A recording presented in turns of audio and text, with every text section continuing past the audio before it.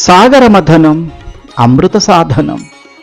విద్యార్థుల నుండి ఉద్యోగార్థుల వరకు, ఉద్యోగస్తుల నుండి గృహస్థుల వరకు సమాజంలో మానవ సంబంధాలను మెరుగుపరుచుకోవాలి అనుకునే వారికి అత్యంత ఉపకారిగా రూపొందించిన వృత్తాంతం ఈ సాగరమథనం, అమృత సాధనం.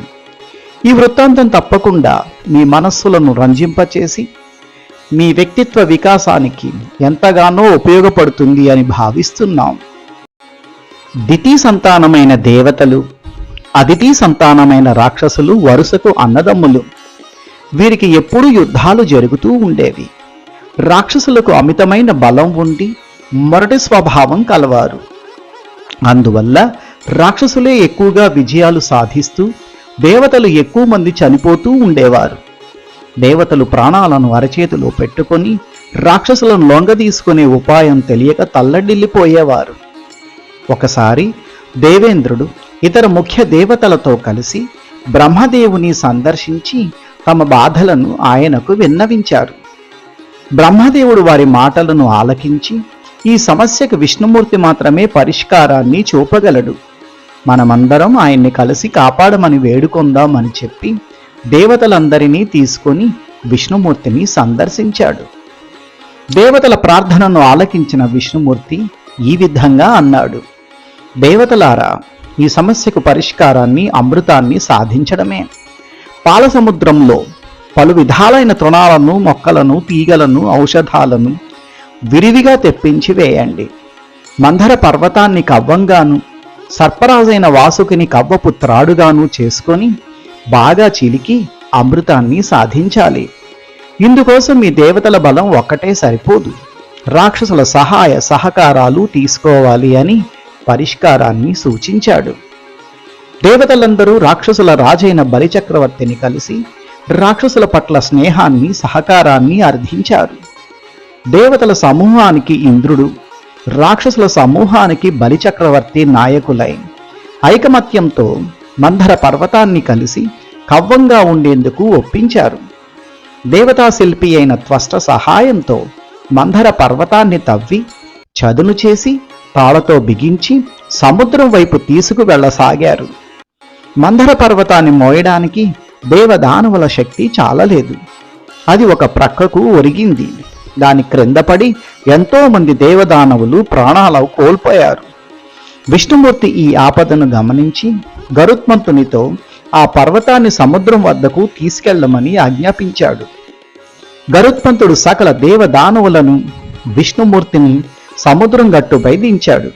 పాలసముద్రాన్ని కొండగా, మందర పర్వతాన్ని కవ్వంగా, సర్పరాజైన వాసుకి త్రాడుగా క్షీరసాగర మథనానికి రంగం సిద్ధమైంది. అయితే సర్పరాజైన వాసుకి తలవైపు ఎవరు పట్టుకోవాలి, తోకవైపు ఎవరు పట్టుకోవాలి అనే సమస్య ఎదురైంది. రాక్షసులు తోకవైపు పట్టుకోవడం తమకు చిన్నతనంగా భావించి తలవైపు పట్టుకుంటాం, మాకు అది గౌరవం అని పట్టుబట్టారు. విష్ణుమూర్తి దేవతలతో తోకవైపు పట్టుకోండి, మీకది క్షేమకరం అని సలహా ఇచ్చాడు. క్షీరసాగర మథనం మొదలైంది. చిలకడం వల్ల అటు ఇటు తిరుగుతున్న సర్పరాజు పడగ నుండి విషాగ్నికీలలు వ్యాపించి రాక్షసులను బాధించాయి. ఈ విషయాన్ని ముందే గ్రహించిన విష్ణుమూర్తి దేవతలను తోకవైపు ఉండమని సలహా ఇచ్చాడు. మధించే సమయంలో కొండ అడుగున కుదురులేనందువల్ల ఆ పర్వతం బరువుకి సముద్రంలో మునిగిపోసాగింది. అప్పుడు విష్ణుమూర్తి ఆ సమస్యను అధిగమించేందుకు మహాకూర్మ అవతారమెత్తి సముద్ర జలాలలోనికి ప్రవేశించి పర్వతాన్ని వీపున ధరించి అలరించాడు. క్షీరసాగర మథనం తిరిగి మొదలైంది. గుబగుబమంటూ మందర పర్వతం గిరగిరా తిరిగింది. అది తిరిగే వేగానికి భుగభుగమనే శబ్దాలు ఆకాశానికి వ్యాపించాయి. లెక్కకు మించిన చుక్కల చక్కదనంతో ఆ పాల మీగడ తేటలోని కాంతి నిండిన తుంపరల పరంపరలు పైకెగిరాయి. సముద్రంలో ఉన్న ఔషధాల వల్ల మకరంద సుగంధాలు నిండిన మలయ మారుతాలు వీచి దేవదానవుల స్వేదధారలు ఇంకిపోయాయి. రెట్టించిన ఉత్సాహంతో దేవదానవులు చిలుకుతూ ఉండడం వలన కడలి కల్లోలమై అందులో ఉండే చేపలు, తాబేళ్లు, ఇతర జలచరాలు ఎగిరి గట్టున పడుతున్నాయి. కల్లోలమైన కడలి నుండి కోలాహలంతో కూడిన హాలాహలం అనే మహావిషం ఉద్భవించింది. ఆ హాలాహల మహావిషాగ్ని అసాధారణంగా అన్ని లోకాలకు విస్తరించి గగ్గోలు చేసింది. ఆ పెనుమంటల వేడిని తట్టుకోలేక కొందరు దేవదానవులు భస్మమైనారు. చుక్కలు రాలిపోయాయి. భుగభుగమనే పొగలతో, చిటపటమనే నిప్పు కణాలతో, ధగధగమనే పెను మంటలతో ఫటఫటమంటూ ఆ మహావిషం సూర్యగోళాన్ని, నక్షత్రాలను అణగద్రొక్కి అన్ని లోకాలను మసిచేసి బ్రహ్మాండం పేలిపోయేలా విస్తరించింది. పరిస్థితిని గమనించిన పరమేశ్వరుడు ఆ హాలాహలాన్ని ఆహ్వానించి చేయి చాచి పట్టుకొని కబళంగా చేసి నేరేడు పండువలే విలాసంగా ఆ గరళాన్ని గొంతులో ఉంచుకొని సకల లోకాలను రక్షించి గరళకంఠుడైనాడు. ఆ విషాగ్ని ధాటికి మహాశివుని శరీరం అపరిమితమైన వేడికి లోనైంది. జగన్మాత పార్వతీదేవి మహాశివుని శరీరంలో సగమై ఆ వేడిని పంచుకొని తగ్గించింది. ఆ విధంగా సకల లోకాలను శివపార్వతులు ఆది దంపతులై ఆదుకున్నారు. అనంతరం దేవదానవులు మళ్ళీ సాగర మథనాన్ని కొనసాగించారు. మొదటగా పాలసముద్రంలో నుండి తెల్లని శరీరము, సొగసైన పొదుగు, చక్కని కొమ్ములు కలిగి కోరికలను తీర్చే కల్పవల్లి కామధేనువు ఆవిర్భవించింది. దానిని దేవతలు తీసుకున్నారు. తరువాత అందమైన రొమ్ము, చిక్కనైన పిరుదు, చక్కనైన తోక, కళకళలాడే మొగము, గుండ్రని గిట్టలు, కొరచైన చెవులు, శుభ్రమైన కన్నులు, నిగనిగలాడే మెడ కలిగి చూడముచ్చటగా ఉన్న ఉచ్చైశ్రవము అనే గుర్రం అరుదించింది. దానిని రాక్షసరాజైన బలిచక్రవర్తి తీసుకున్నాడు.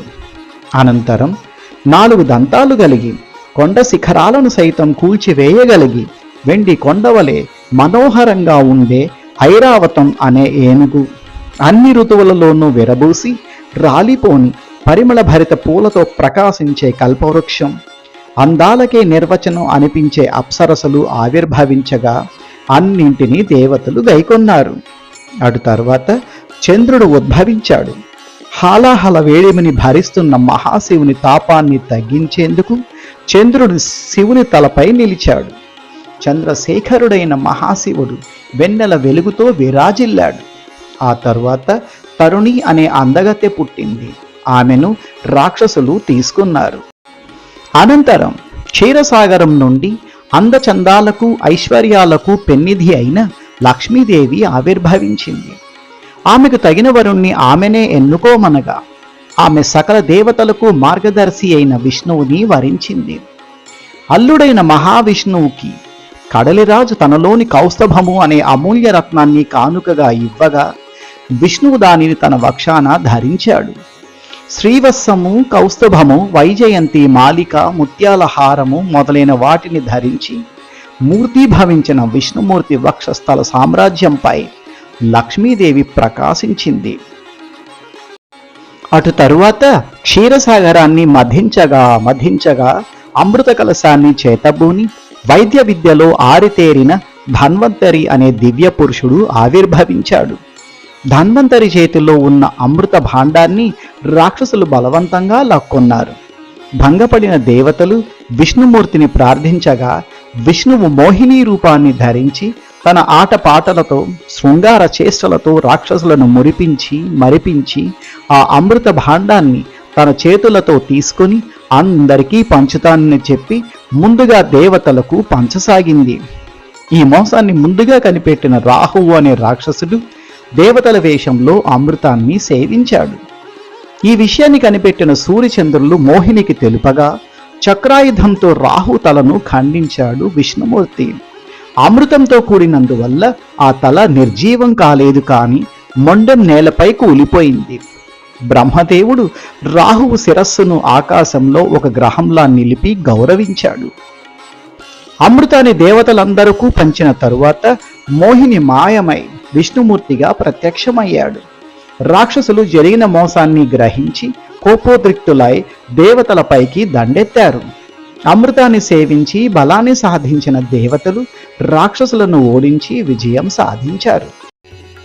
ఈ వృత్తాంతం విద్యార్థుల నుండి వృద్ధుల వరకు ఎంతో ముఖ్యమైనది.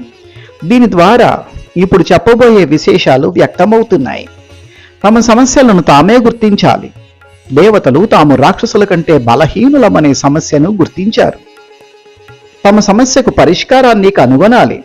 దేవతలు తమ సమస్యను పరిష్కరించుకోవడానికి బ్రహ్మదేవుణ్ణి, విష్ణుమూర్తిని కలిసి ప్రార్థించారు. ఒక ధ్యేయాన్ని ఏర్పరచుకోవాలి. ఆ ధ్యేయాన్ని సాధించే వరకు శ్రమించాలి. దేవతల ధ్యేయం అమృత సాధన. దానిని సాధించేందుకు విపరీతంగా శ్రమించారు. సమస్యకు పరిష్కారం సాధించగలమనే విశ్వాసం ఉండాలి. విష్ణుమూర్తి అమృతాన్ని సాధించాలని చెప్పినప్పుడు దేవతలు దానిని సాధించగలమనే నమ్మకంతోనే ముందడుగు వేశారు. సమస్యను పరిష్కరించేందుకు అందరి సాయం తీసుకోవాలి. మందర పర్వతాన్ని, వాసుకి సర్పాన్ని, రాక్షసులను దేవతలు తెలివిగా ఉపయోగించుకున్నారు. విజయ సాధనలో శత్రువు సాయమైనా వెనుకాడరాదు. అమృతాన్ని సాధించే క్రమంలో దేవతలు తమ శత్రువులైన రాక్షసుల సహాయాన్ని తీసుకున్నారు. సమస్యను ఒంటరిగా పరిష్కరించలేమని భావిస్తే సమిష్టిగా సాధించాలి. దేవతలు, రాక్షసులు ఒక జట్టుగా ఏర్పడి అమృతాన్ని సమిష్టిగా సాధించారు. విజయ సాధనలో అన్ని ఆటంకాలను అధిగమించాలి. మందర పర్వతం మునిగిపోవడం, హాలాహలం రావడం వంటి సమస్యలను దేవదానవులు అధిగమించారు. విజయ సాధనలో బెదిరింపులకు లొంగరాదు. లోకాలను మార్చి మసి చేసే హాలాహలం ఎదురైనా మహాశివుని సాయంతో అధిగమించారే కాని దేవదానవులు బెదిరి పారిపోలేదు. విజయ సాధనలో పట్టుదల, పరిశ్రమ అత్యంత ఆవశ్యకం. పట్టుదలతో క్షారసాగరం క్షీరసాగరమైంది. పరిశ్రమతో క్షీరసాగర మథనం ద్వారా అమృతం లభించింది. విజయాన్ని సాధించే క్రమంలో గమ్యానికి చేరుకోవాలే తప్ప చిన్న చిన్న ఇతర విజయాలకే సంతృప్తి చెంది ఆగిపోరాదు. అమృతాన్ని సాధించే క్రమంలో మొదట కామధేనువు, కల్పవృక్షం, ఉచ్చైశ్రవం, అప్సరసలు, చంద్రుడు మొదలైనవి వచ్చినా, ఐశ్వర్యరాశి లక్ష్మీదేవి అరువించినా ఆగకుండా దేవదానవులు తమ ముఖ్య ధ్యేయమైన అమృతం కోసం చివరికంటా శ్రమించి సాధించారు. ఈ వృత్తాంతాన్ని ముందు పెద్దలు విని తరువాత పిల్లలకు వినిపించండి. వారి సందేహాలు తీర్చి వారికి ఈ వృత్తాంతంపై పూర్తి అవగాహన వచ్చేలా చేయండి. పిల్లలకు, పెద్దలకు తమ వ్యక్తిత్వాన్ని రూపొందించుకోవడానికి ఈ వృత్తాంతం ఎంతో దోహదం చేస్తుంది. ఈ సాగర మథనం, అమృత సాధనం మీకు నచ్చితే ఇతరులకు షేర్ చేయండి. మేము అందించే ఇతర కథల కోసం మా ఛానల్ను సబ్స్క్రైబ్ చేయండి. మేము నాణ్యమైన కథలను అందించడానికి మీ కామెంటు మాకు ఎంతగానో ఉపయోగపడుతుంది.